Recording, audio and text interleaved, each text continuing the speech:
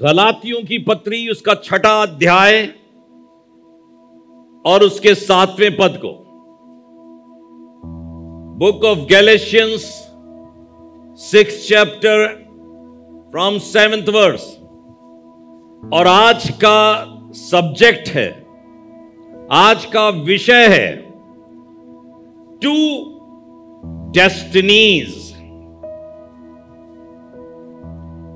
अंग्रेजी में to destinies, Hindi में कहते हैं, बड़ा मैं सोच रहा था क्या शब्द है डेस्टिनीज, तो मैं ढूंढने लगा डिक्शनरी में, तो इसे कहते हैं होनहार।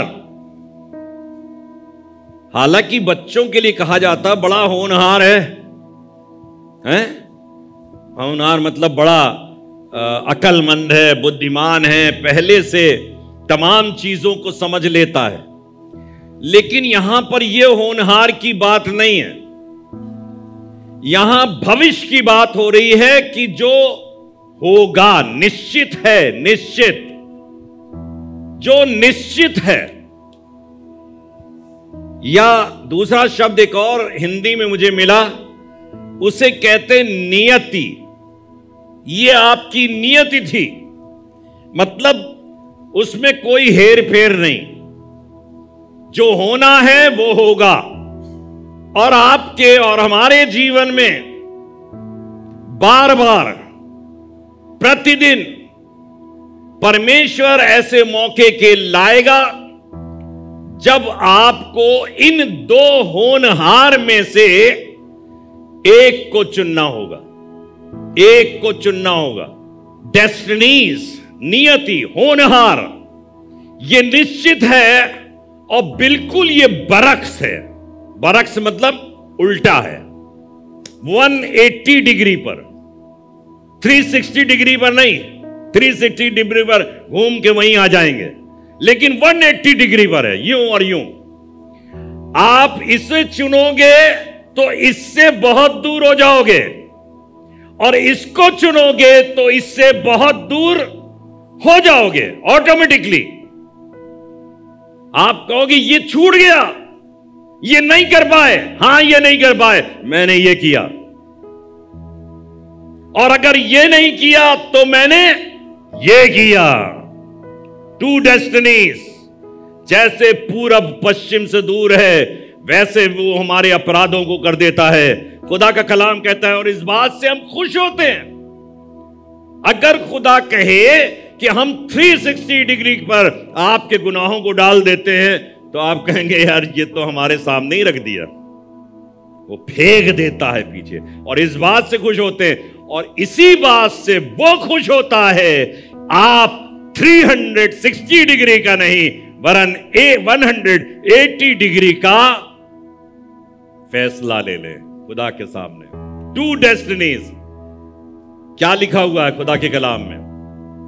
गलातियों 6वां अध्याय 7वां पद यहां लिखा, धोखा ना खाओ।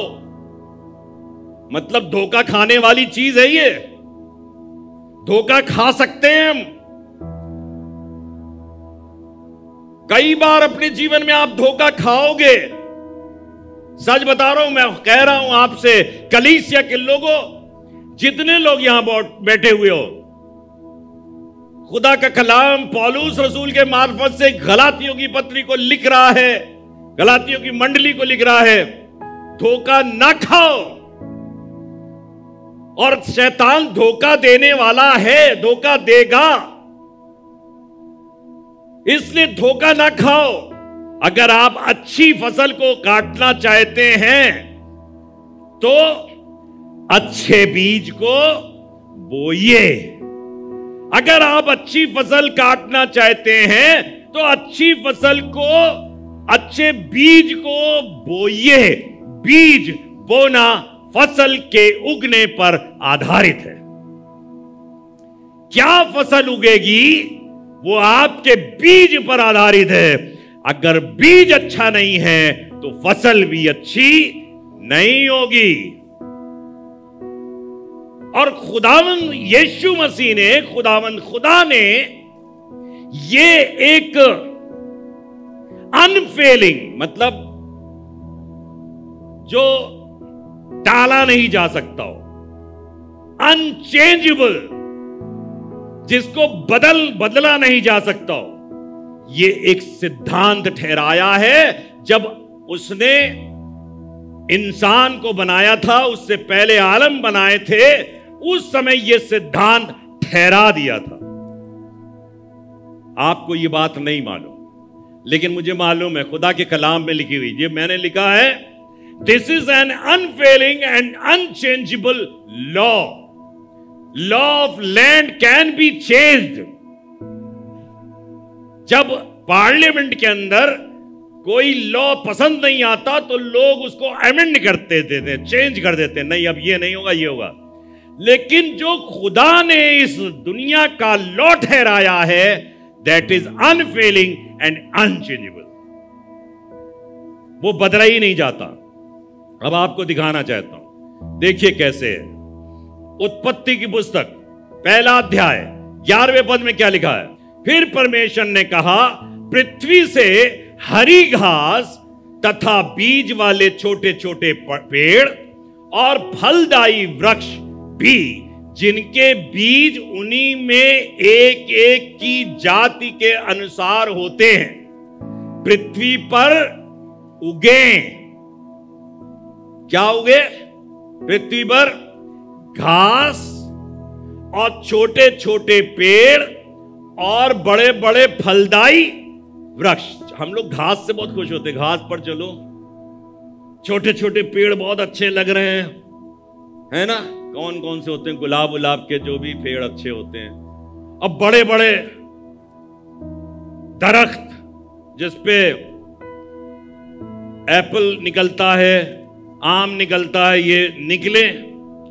और लिखा हुआ है, इतनी शानदार बात परमेश्वर ने कहा, पृथ्वी से हरी घास तथा बीज वाले छोटे छोटे पेड़ और फलदायी वृक्ष भी, जिनके बीज उन्हीं में एक एक की जाति। बहुत, मैं प्रारंभ में पढ़ रहा था, मेरी समझ में नहीं आई क्या समझाना मांग रहे। एक एक की जाति के अनुसार उन्हीं में होते हैं, है ना?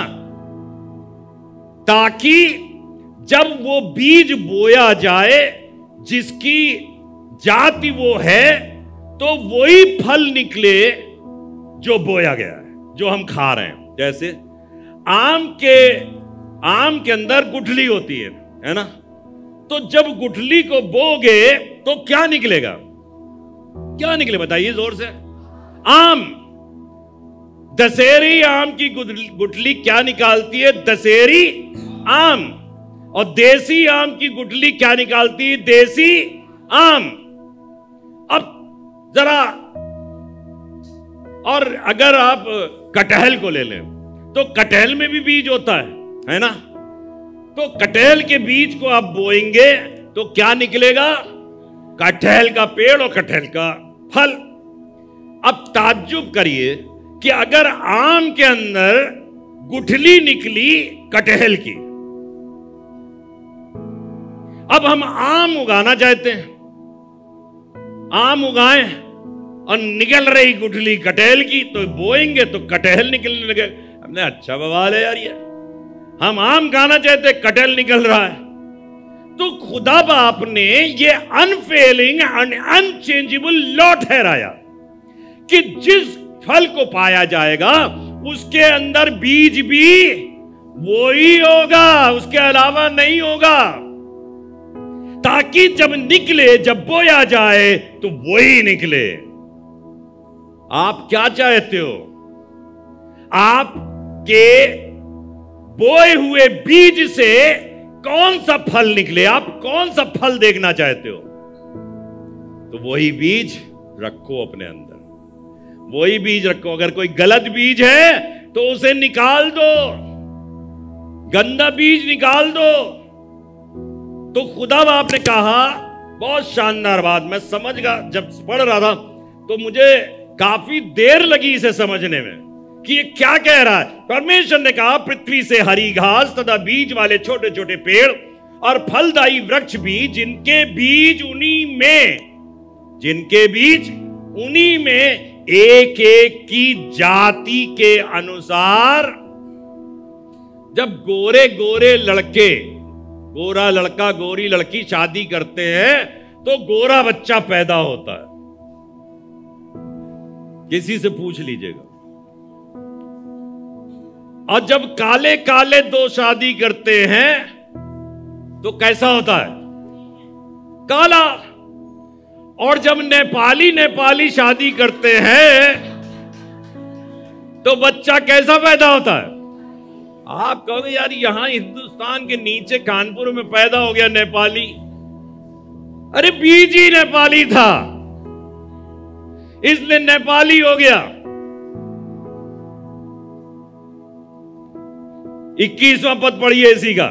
इसलिए परमेश्वर ने जाति जाति के बड़े बड़े जल जंतुओं की और उन सब जीवित प्राणियों की भी सृष्टि की जो चलते फिरते हैं, जिनसे जल बहुत ही भर गया।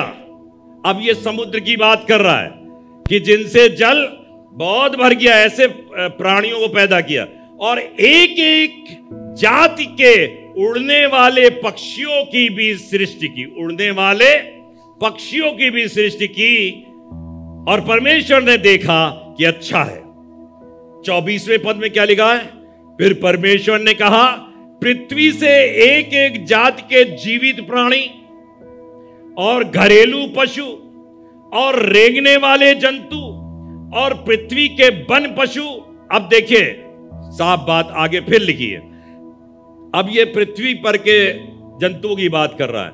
जाति जाति के अनुसार उत्पन्न हो, और वैसा ही हो गया। ये बात समझ में नहीं आ रही थी मुझे पहले। जाति जाति के अनुसार,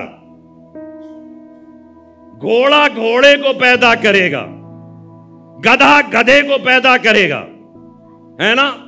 उकाब का पक्षी उकाब के पक्षी, जाति जाति के अनुसार, गड़बड़ नहीं। जिसका बीज उसी के अंदर पाया जाता है। इसलिए मनुष्य दो मिलते हैं तो मनुष्य पैदा होता, गधा पैदा नहीं होता, वरना तो इंसान इसी बात पे चक्करा के गिर जाए। ये खुदा ने अनफेलिंग एंड अनचेंजेबल क्या ठहराया? Law of the land, law of the universe. अरे खुदा के लिए तारीफ करो कि खुदा ने हमको इंसान बनाया। खुदा बाप हमसे और आपसे बहुत प्यार करता है। धोखा ना खाओ, परमेश्वर ठट्टों में उड़ाया नहीं जाता। मनुष्य जो कुछ बोता है, फिर आ जाइए उसी के ऊपर। मनुष्य के लिए भी परमेश्वर ने यही सिद्धांत ठहराया। हरी घास के लिए यही सिद्धांत, ध्यान देके सुनिए। हरी घास के लिए यही सिद्धांत, छोटे छोटे पेड़ों के लिए यही सिद्धांत, बड़े दरख्तों के लिए यही सिद्धांत, समुद्र में तैरने वाले तमाम जंतुओं के लिए यही सिद्धांत, है ना। उड़ने वाले पक्षियों के लिए यही सिद्धांत, जितने शेर बब्बर ये सब दौड़ रहे हैं उनके लिए भी यही सिद्धांत। एक ही सिद्धांत है, क्या? जाति जाति के अनुसार मनुष्य जो कुछ बोता है। आज से ये सीख लीजिएगा अपने जीवन के अंदर, अगर कुछ गलत आपके जीवन से पैदा हो रहा है तो आपने बोया गलत है, बोया गलत है। आपने कटहल बोकर आम की तमन्ना की, या आम बोकर कटहल की तमन्ना करी। मत बोइए ये चीजों को। अपने जीवन को अगर हमने परमेश्वर के लिए समर्पित किया है, तभी पौलुस रसूल बहुत खूबसूरत बात कहता है, मेरी सी चाल चलो। क्या कहता है? मेरी सी चाल चलो, क्योंकि मैं मसीह की सी चाल चलता हूं। एक यीशु ने पौलुस के जीवन के अंदर, हालांकि पौलुस उस समय यीशु मसीह के समय बचा नहीं था, बाद में बचा, लेकिन जब बचा तो यीशु ने उसके अंदर अपना बीज बोया, तब वो कह पाया मेरी सी चाल चलो, क्योंकि मैं परमेश्वर की सी चाल। क्या कहता है? ध्यान देके सुनिएगा। उसने कहा, अब देखो मैं जिंदा ना रहा, वरन मसीह मुझ में भाई क्या बात कह दी, आप कह पाओगे इस बात को? कह पाओगे? अब मैं जिंदा नहीं हूं, मसीह मुझ में जिंदा है। बार बार मनुष्यत्व तो जिंदा हो जाता है, मनुष्य का बीज जिंदा हो जाता है, लेकिन परमेश्वर कह रहा है परमेश्वरत्व तुझमें जिंदा हो, ईश्वरत्व तुझमें निकलने पाए। ईश्वर की वाणी, ईश्वर की बोली, ईश्वर दिखाई पड़े तुम्हारे अंदर से। तुम जहां कहीं जाओ, जहां बैठो, तुम्हारे अंदर परमेश्वर देखा जाए। What a wonderful thing it is। परमेश्वर दिखे। आगे चलते हैं, इसी के 8वें पद में आ जाइए। गलातियों की पत्री 6 अध्याय 8वां पद। क्योंकि जो अपने शरीर के लिए बोता है, क्या लिखा है? क्योंकि जो कोई अपने शरीर के लिए बोता है, शरीर मतलब एक शरीर बच्चा होता है, नटखट बच्चा। नटखट बच्चे की बात नहीं कर रहे हैं, यहां हम फ्लैश की बात कर रहे हैं। ये शरीर जो हमको मिला है, या जो भी पेड़ को शरीर मिला है, जो पौधों को शरीर मिला है, जो जानवरों को शरीर मिला है, जो पक्षियों को शरीर मिला है, उसकी बात कर रहा हूं। क्योंकि जो अपने शरीर के लिए बोता है, वो शरीर के द्वारा, क्या लिखा है? वो शरीर के द्वारा शरीर के लिए बोया। शरीर को ठीक रखो, शरीर मेरा तंदुरुस्त रहे, शरीर बना रहे, ये ना दुखने पाए, इसको कष्ट नहीं दो। खुदा बाप कुछ कह रहा है, हम नहीं सुनेंगे। मेरा शरीर क्योंकि इस बात को रिसीव नहीं कर पा रहा है। शरीर और खुदा दो अलग हैं, 180 डिग्री पर। एक तरफ शरीर और एक तरफ खुदा। तो लिखा है, अगर तुमने शरीर के लिए बोया है, तो शरीर की डेफिनेशन, रिजल्ट या जजमेंट यहीं पर लिख दिया गया। क्या लिखा? वो शरीर के द्वारा क्या? विनाश की कटनी काटेगा। You can decide your destiny today. आज ही आप अपनी गंतव्य को, जहां जा रहे हो, उसका फैसला यहीं ले लोगे। हमने क्या क्या अपने डेस्टिनी को बनाया, नियत को क्या बनाया, होनहार को क्या बनाया? आप फैसला लो, हम लोग फैसला लें, मैं फैसला लूं, आप फैसला लीजिए। मत सोचिएगा खुदा बाप उस समय फैसला लेगा। जिस समय इंसान मरता है ना, हमारे लिखा है हमारे काम, भले बुरे काम उसके साथ हो लेते हैं। तो आत्मा के लिए कहा जाता है, जैसे मूसा मरा, हनूक मरा, खुदावंद यीशु मसीह मरा, सबके लिए आप देखेंगे खुदा के फरिश्ते आए। खुदा के फरिश्ते, खुदा आया। और मूसा के लिए लिखा है, और मूसा को तो मट्टी भी खुदा ही ने दी। क्या कमाल का मनुष्य था, मट्टी खुदा ने दी। यहां हम लोग मट्टी देते हैं लोगों को जाके, मट्टी। हनूक उठा लिया गया, इस्तफनुस मरा, उसके लिए लिखा है आसमान खुल गया और उसने अपनी आंखों से देखा खुदा को अपने तख्त पर बैठा हुआ। क्या लाजवाब लोग हुआ करते थे। इन्होंने क्या किया था? अपने शरीर में खुदाई बीज को बोया था। तकलीफ, इनमें से एक भी शख्स बिना तकलीफ का नहीं था। बड़ी तकलीफ। मूसा तो यहां तक कह देता है, अरे खुदा बाप कैसी कौम को मुझे दे दिया इनकी अगुवाई करने के लिए, मार डाल मुझे। आपको एक आध चीज ले चलता हूं, व्हाट नॉट टू डू। एक लिस्ट है बड़ी लंबी चौड़ी मेरे पास, आज बताऊंगा। आप सही बता रहे हैं, अगर आप लिखोगे नहीं तो आपको कुछ याद नहीं रहेगा। इतनी बातें हैं इसके अंदर बताने के लिए। व्हाट नॉट टू डू, क्या ना करें। अपने जीवन के अंदर। वो नहीं करेंगे तभी आप परमेश्वर को प्रसन्न कर पाओगे। अगर इसमें से एक भी गलती हो गई तो गड़बड़ है।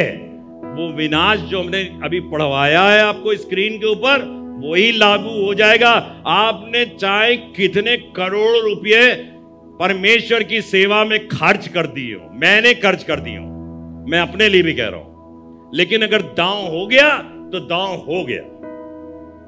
विनाश की कटनी तुम्हारे लिए निश्चित है, इसलिए फैसला करो। यहां पे लिखा है, बिल्कुल साफ अंदाज में लिखा है, गलातियों की पत्री उसका 5वां अध्याय 19वां पद, जो शरीर के लिए बोता है वो शरीर के द्वारा विनाश की कटनी काटेगा। तो शरीर के लिए बोतना वाला क्या काम है? 19वें पद में लिखा है, शरीर के काम तो प्रकट है, बता दिया उसने। अब समझो, देख लो, सुन लो, बहुत गौर से सुन लेना। शरीर के काम तो प्रकट हैं। अब सोच लो कि हम कहां जा रहे हैं, विनाश की कटनी काटने जा रहे हैं या नहीं जा रहे हैं। क्या लिखा है? अर्थात पहला पॉइंट, व्यभिचार। व्यभिचार तो नहीं कर रहे हैं। और दूसरा काम क्या है? गंदे काम। आपको मालूम है, सबको मालूम है, बच्चों से कहते गंदा काम नहीं करो, गंदी बात ना करो, गंदे काम। हम समझाएंगे नहीं तो बहुत देर लगेगी। 42 चीजें बताने जा रहा हूं, 42 चीजें। तीसरा क्या है? बोलिए जो, लुचपन। लुचपन क्या होता है? लुचपन। अब जो हो मतलब देखिए, समझ, लुचपन ना करो, हैं?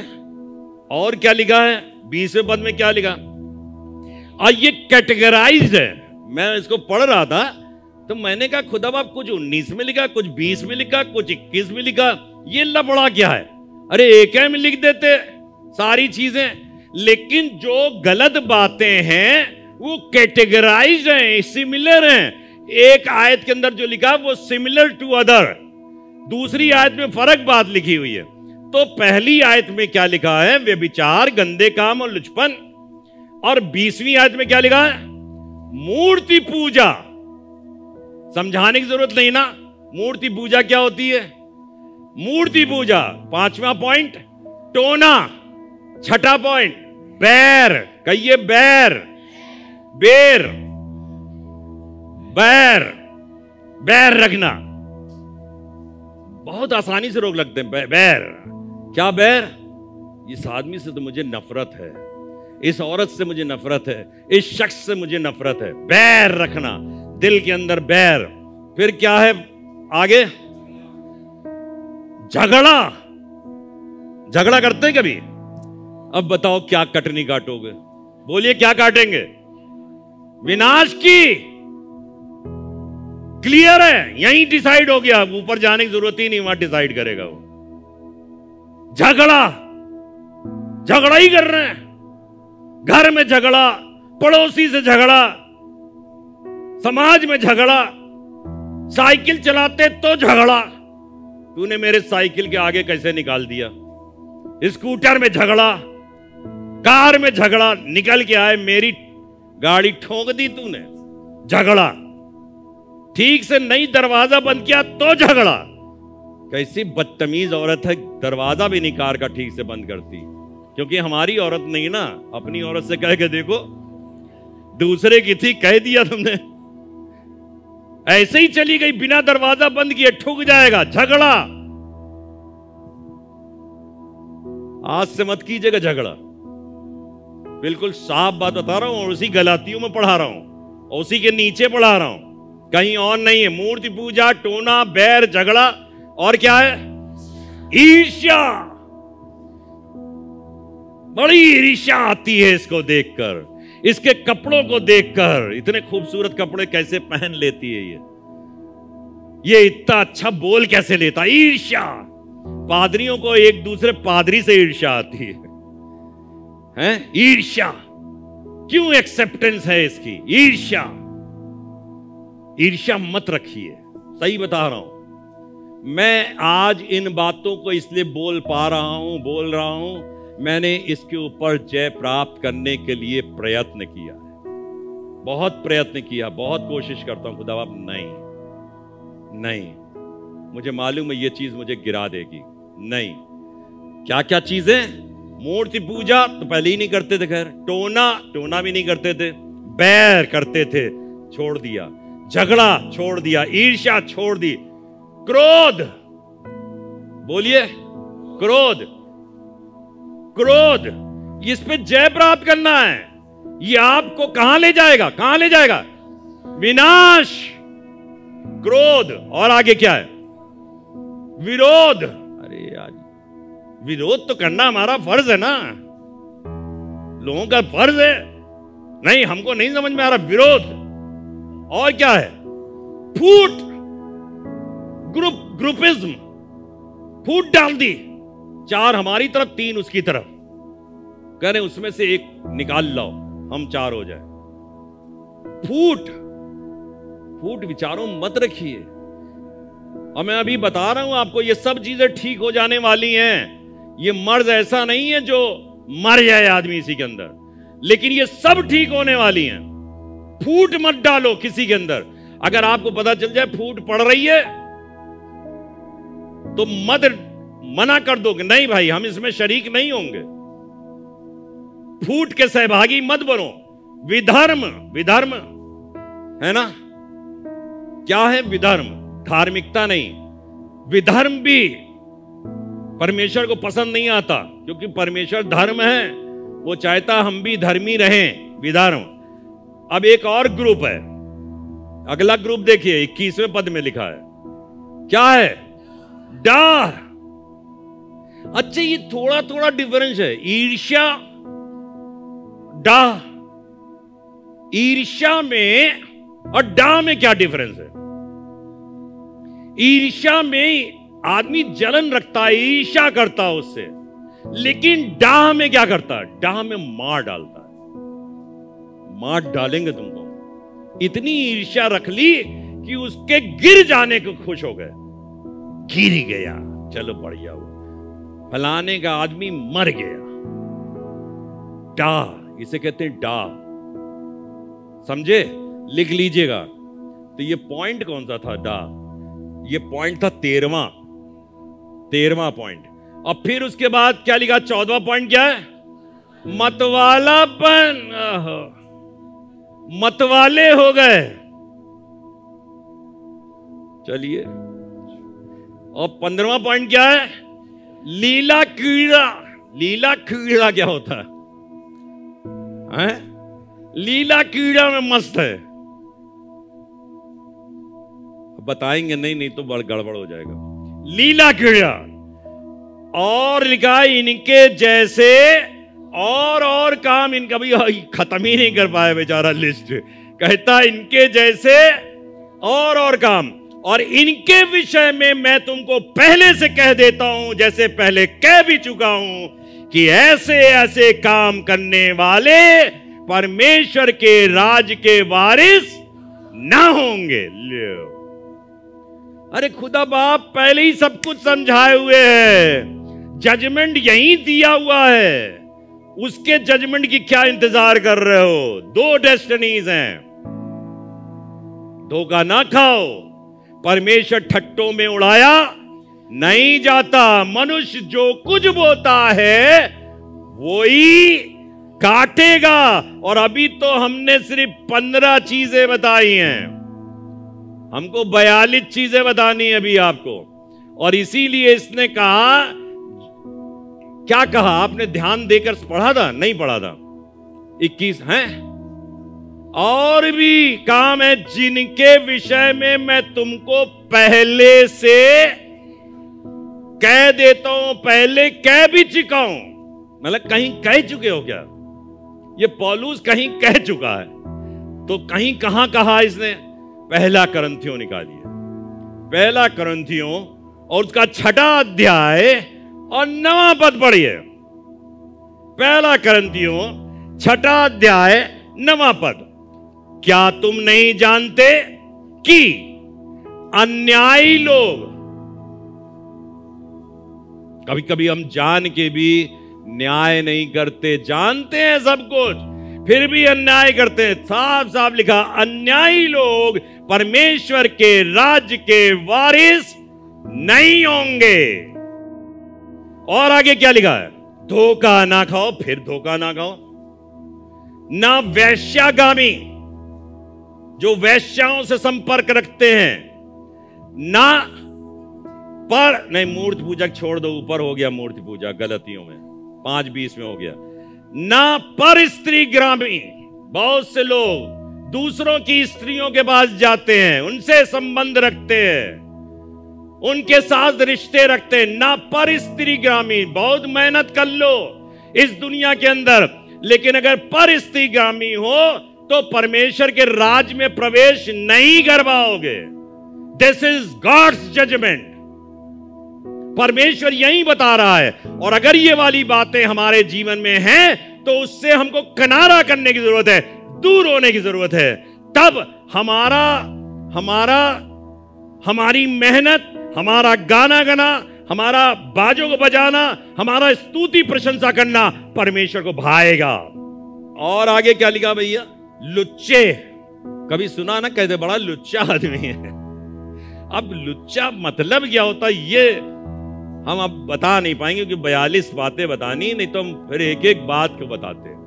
ना लुच्चे और ना पुरुषगामी। बहुत से लोग आजकल, गवर्नमेंट ने भी कानून पास कर दिया है, आदमी आदमी के साथ रह सकता, औरत औरत के साथ रहती है, पास कर दिया। गवर्नमेंट का रूल वहां नहीं चलता। वहां कौन सा चलता, यूनिवर्सल रूल, जो हमने कहा दैट इज अनचेंजेबल एंड क्या है, अनफेलिंग एंड अनचेंजेबल। वो लॉ यूनिवर्स का है जो किसी मनुष्य ने नहीं बनाया, जो खुदा ने बनाया है। ना पुरुषगामी। और फिर 10वें पद में क्या लिखा है, ना चोर। अगर चोरी की है आपने या चोरी करते हो ये आदत है तो छोड़ देना। बहन का गहना ही चुरा लिया, बहू क्या निकाल लिया तिजोरी में से, ये तो है, चोर नहीं जाएगा, कर लो मेहनत। आगे क्या लिखा है, न लोभी। ये चोर होता ही तब है जब लोभी हो जाता है। लोभ करना, इसका माल मिल जाए, ज्यादा से ज्यादा मिल जाए। बहुत से लोग लोभी बहुत होते हैं। उनको, जैसे इजरायली लोग थे, जब मन्ना बटोरना जाता था तो खुदा ने कहा था बेटा रोज का सवेरे बटोर लेना, रोज का रोज, और दूसरे दिन का फिर देंगे। लेकिन लोभ इतना होता है कि नहीं, बहुत बटोर लो, पता नहीं कल दांव दे जाए परमेश्वर, हमको ना मिले तो क्या होगा, तो उस दिन का भी ले लेते थे। तो परमेश्वर के वचन में क्या लिखा है, क्या, जो जिन्होंने ज्यादा बटोरा उनका कुछ ज्यादा ना निकला, और जिन्होंने कुछ कम बटोरा उनका कुछ कम ना निकला। परमेश्वर उसे निकाल देता है। तो जो आपको मिला है कनायत करो, ये आप ही के लिए है। अट्रैक्ट मत हो कि बहुत ज्यादा और ज्यादा और ज्यादा। जितना ज्यादा करना है तो खुदा के लिए करो, ज्यादा ज्यादा। अभी कम है मैंने किया, और ज्यादा करेंगे। और क्या लिखा है, ऊपर भी लिखा था मतवाला। पियक्कड़ होगा तो मतवाला भी होगा। ना पियक्कड़, पीने वाला। पियक्कड़ नहीं जाएगा, चाहे कुछ कोशिश कर लो, 10 मीटिंग कराओ अपने घर के अंदर, कोई फायदा नहीं है ना। आगे क्या है, कौन कौन देता गाली, हाथ उठाए। बड़े अच्छे लोग हमारे यहां, एक को क्रोध नहीं करता, एक को कुछ नहीं करता, गाली भी नहीं देता। फिर क्या लिखा है, 25वां पॉइंट, ना अंधेर करने वाला। अंधेर करते ना,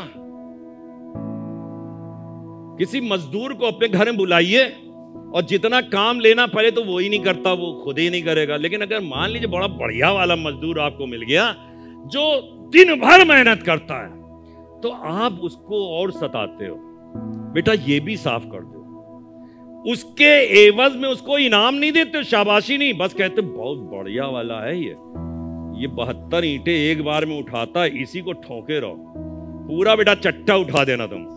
और बाद में उसको वही 500 रुपए या 150 रुपए जो भी वो दे, तब ये नहीं कहोगे कि इसने पूरा चट्टा उठाया है, वो बाकी वाले तो आधा भी नहीं उठाते तो इसको ज्यादा दे दो, ऐसा नहीं करते। क्या पॉइंट था? पॉइंट क्या था? अंधेर करने वाला। हम लोग अंधेरी बहुत हैं, अंधेर करने वाला। और इसके लिए लिखा क्या है? परमेश्वर के राज के वारिस ले, ये भी नहीं होंगे वारिस। तो ये कितने पॉइंट बता दिए आपको मैंने अभी तक?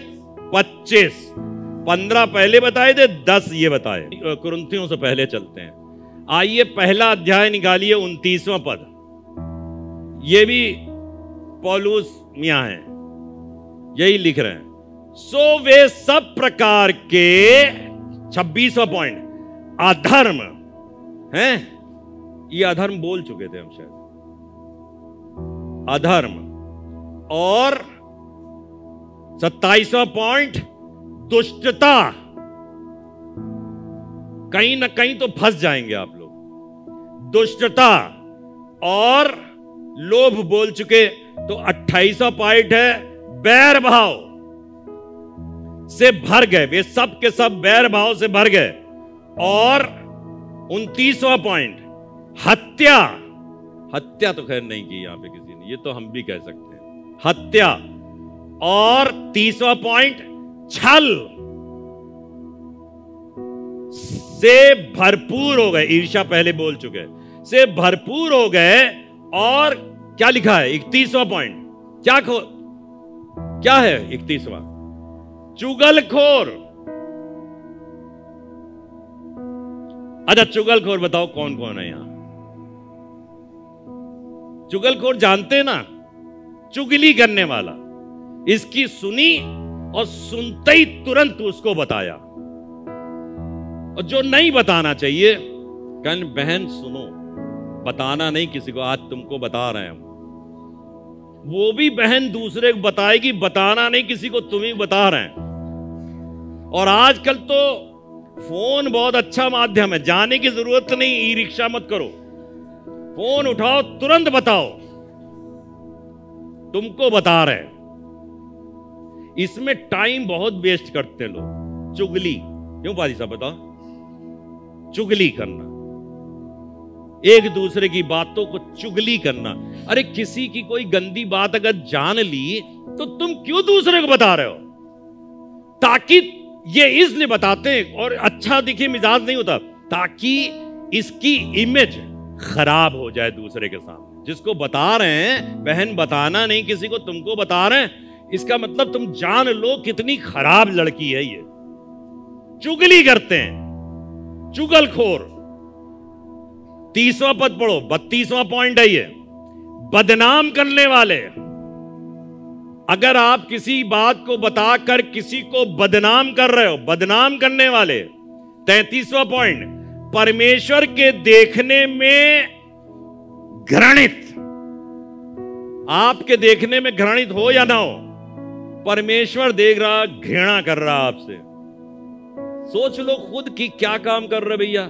परमेश्वर के देखने में घृणित। 34वां पॉइंट, औरों का अनादर करने वाले। बहुत से लोग ये वाले मिल जाएंगे, इसका आदर उसका अनादर मतलब दिखा के करते हैं। कई बार हम आपका आदर कर रहे हैं, इसका उसको बता दिया, आदर के चक्कर में आपने बता दिया तुम्हारा अनादर कर रहा है। ऐसा कोई काम ना करो जिससे किसी की इंसल्ट किसी को महसूस हो। तो मैं कई बार इन चीजों को देखता हूं कि जब कहीं कहीं पर ऐसी पोजीशन आ जाती है कि ऐसा लग रहा है कि हमारा आदर के चक्कर में बगल वाले का अनादर हो रहा है, तो मैं कोशिश करूंगा कि उसका अनादर ना हो। चलो चलो तुम भी चलो साथ में, चलो उठो, अनादर मत करो किसी का। और क्या है पॉइंट बताओ, जल्दी जल्दी बता दो। अभिमानी मतलब घमंडी, अभिमानी। और 36वां पॉइंट क्या है? डींग मार। डींग मार क्या होता है? डींग मार का मतलब होता है जो है नहीं उससे ऊपर उठ के बताना। मान लो 2nd क्लास पास हुए तो बताया इस तरीके से, हमारा बच्चा टॉप हो गया वहां पर। अरे बता दो ना सेकंड क्लास पास हुए। डींग मारना, बड़ी बड़ी बातें करना। हमारे पेड़ में 2 आम निकले, बड़े ढेर आम निकले, 2 आम वो भी बंदर खा गए। डींग मार रहे हैं, डींग मार। अब ये कितनी छोटी बात है, देखिए ये कितनी छोटी बात है। डींग मार में हम परमेश्वर के राज में दाखिल नहीं होंगे। भाई साहब बताइए, ये कोई बात हुई? आप लड़ जाइएगा दबाव से। इस बात को तो छोड़ दो यार। डींग मार इतनी छोटी बात है, ये तो हम लोग अक्सर मारा करते डींग। डींग मार। और आगे क्या है? बुरी बुरी बातों के, ये कौन सा पॉइंट है गिना आपने?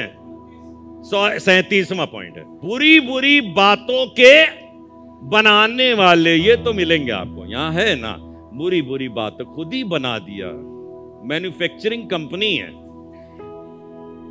जो नहीं भी है उसकी भी बात एकदम जानती नहीं, ये लड़की बहुत खराब है। अरे तुम क्या जानते हो इसके बारे में? कुछ भी नहीं जानते हो। और क्या लिखा भैया 38वीं बात? माता पिता की आज्ञा ना मानने वाले। जब कहा वो पापा ने या मम्मी ने, अरे पापा आप भी बेकार की बात करते हो।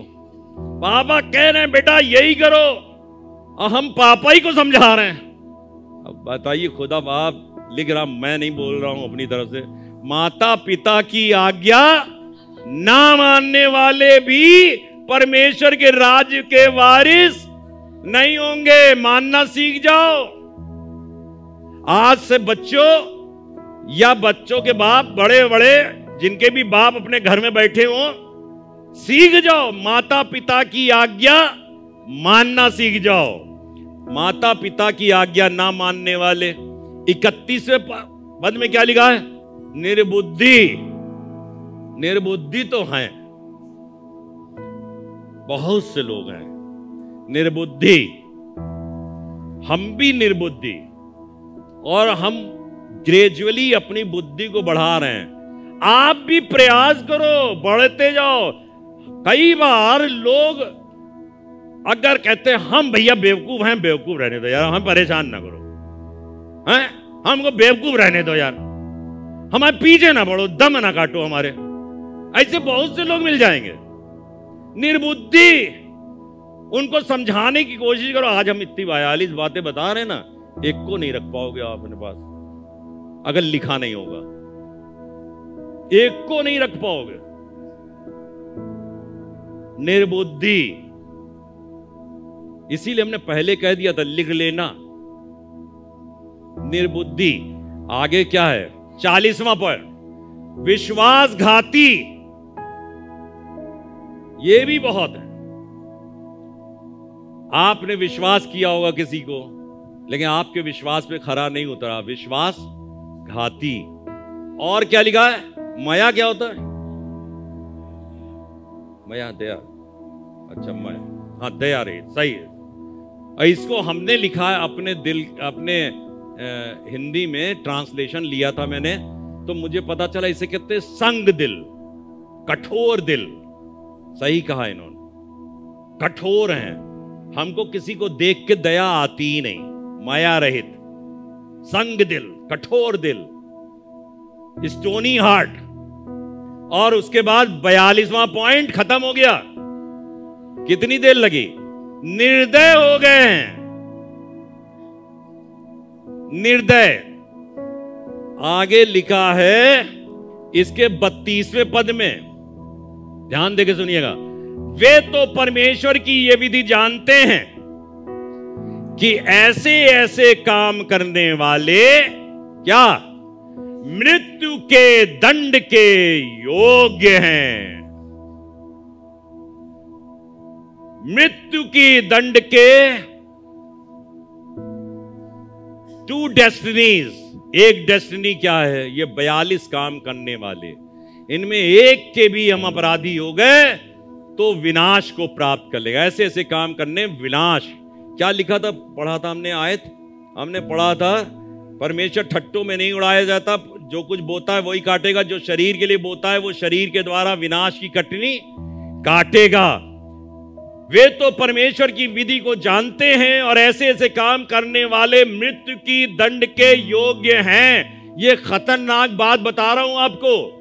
बहुत मेहनत करते हैं आप, बहुत चर्च आते हैं, बहुत इबादत करते हैं, बहुत संगीत बजाते, बहुत हाथ उठाते, लेकिन ये 42 पॉइंट बहुत खतरनाक है जो हमारी जिंदगी को विनाश में ले जाते हैं। ऐसे ऐसे काम करने वाले मृत्यु के दंड के योग्य हैं, तो भी ना केवल आप ही ऐसे काम करते हैं, वरन करने वालों से प्रसन्न भी।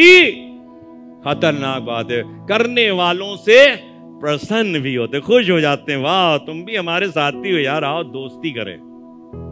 झूठ चोर चोर मौसेरे भाई, ऐसी कहते हैं ना, मौसेरे भाई, सगे भाई नहीं, चोर चोर ये बन जाते हैं। ऐसे ऐसे काम करने वाले परमेश्वर के राज में दाखिल। वॉट नॉट टू डू, मैंने बताया वॉट नॉट टू डू, क्या नहीं करना चाहिए। ये नहीं करना चाहिए, लेकिन पादी साहब बहुत कठिन बात है, ये कठिन बात है, ये हमारे लिए भी और आपके लिए भी। हम इस पे घमंड नहीं कर सकते कि हम आपको बता रहे हैं तो हम इसमें दोषी नहीं हैं। हम भी इनमें से बहुत से काम कर लेते हैं, तो हमको लगता है कि भैया छोड़ो बाइबल, अब किनारे चलें घर, क्योंकि हम कैसे बचे।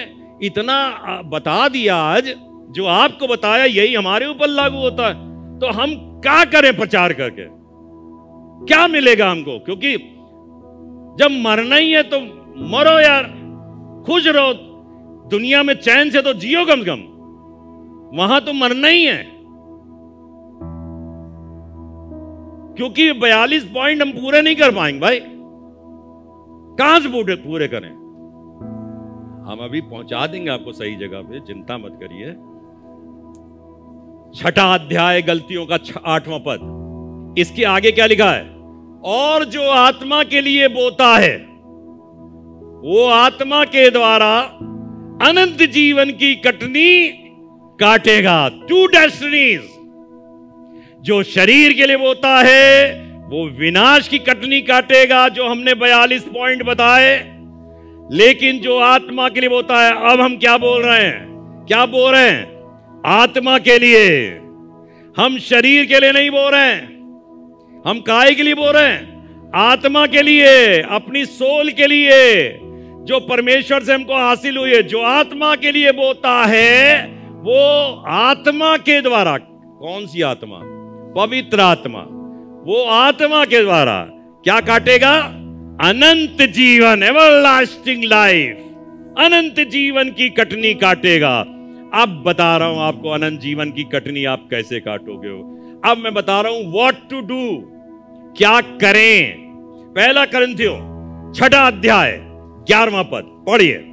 और तुम में से कितने ऐसे ही थे, जो हमने पीछे बताया, गंदे गंदे बातें, 42 बातें, तो लिखा है तुम में से कितने ऐसे ही थे जिस तरीके की ये काम करते, परंतु तुम प्रभु यीशु मसीह के नाम से, क्या? सुनिए और पढ़िए। तुम प्रभु यीशु मसीह के नाम से हमारे परमेश्वर के आत्मा से धोए गए। क्या कह रहा हूं? हमारे परमेश्वर प्रभु यीशु मसीह की आत्मा से धोए गए। जब हम माफी मांगते हैं, जब परमेश्वर के चरणों के पास जाते हैं, व्हाट टू डू?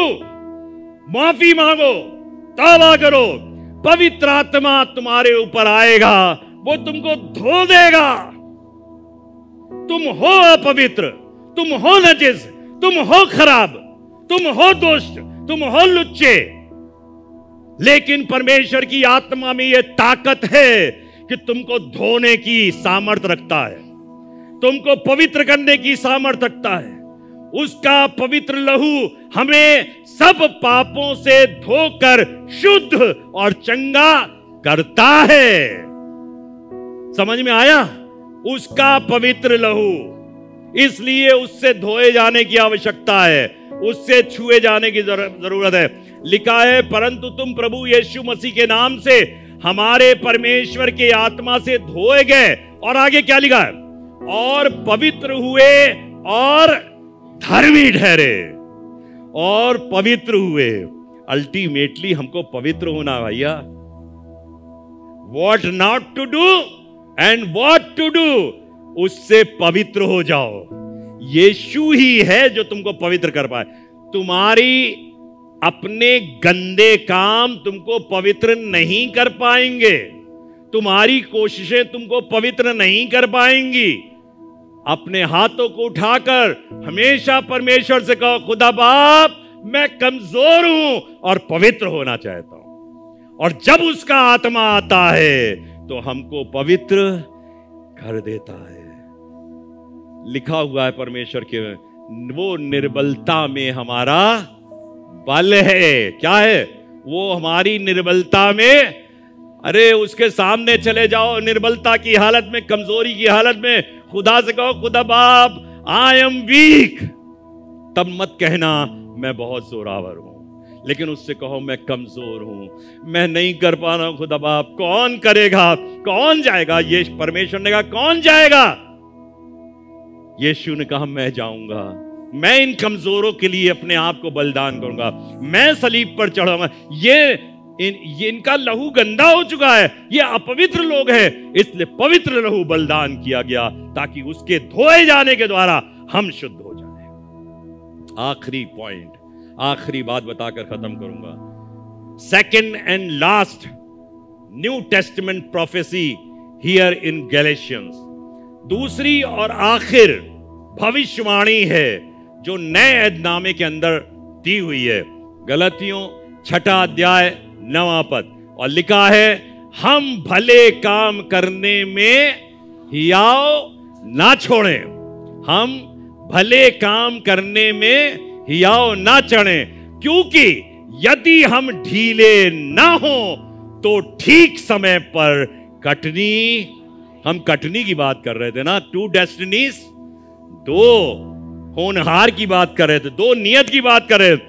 हम ढीले नहीं पड़ेंगे। खुदा बाप हम कमजोर हैं। अगर ये 42 पादों के चक्कर में हम पढ़ते तो हम भाग जाते, हम इबादत छोड़ देते, हम कलीसिया चलाना छोड़ देते, हम कभी नहीं इबादत करते, हम कभी स्तुति प्रशंसा नहीं करते। लेकिन हमें मालूम है खुदा बाप तेरा बहाया हुआ पवित्र लहू मुझे शुद्ध करता है।